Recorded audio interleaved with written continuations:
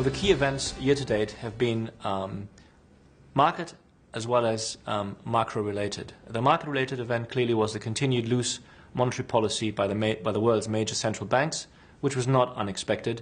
That has driven asset class returns, particularly risk assets, to multi-year, if not all-time highs. At the same time, and that was surprising, we've seen bond yields for the major OECD economies drop back to almost pre-taper fear-related levels. That was very surprising, and there's clearly a disconnect between the bond and the equity market that we've seen. That's the major market-related activity. Now, in addition to that, we've seen some very major political unrest, both in the Middle East and also in the Ukraine. And interestingly, this has not rocked capital markets in any significant way.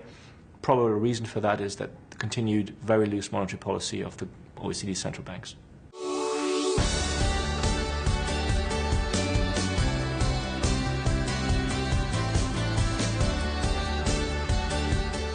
Central bank policies, while they have continued to be ultra loose pretty much everywhere in the world, meaning we're in a world of financial repression with negative real interest rates, there has been a marked dissonance between the Bank of England and the Fed on the one hand, and the Eurozone and the Bank of Japan on the other hand.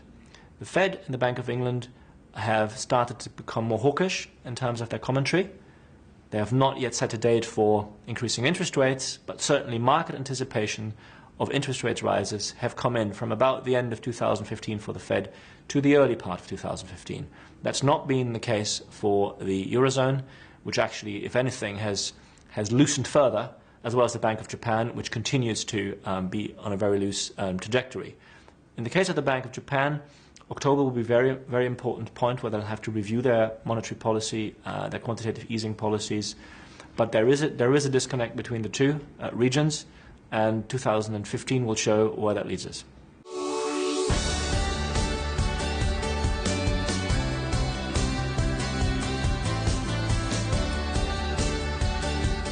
The outlook for risk assets in H2 2014 is probably a little bit more difficult than at any of the previous 3 or 4 years. We had anticipated equity returns as a proxy for risk assets to be in the region of 5 to 10% for the year as a whole. In reality, they've already met that target for most of the major markets. That, against the backdrop of disappointing earnings growth, which means that the P on the equity valuation has increased, and the E has not increased by as much as the market was anticipating. So we're looking into the first half of the year much more expensive equity valuations than we had anticipated for the end of the year.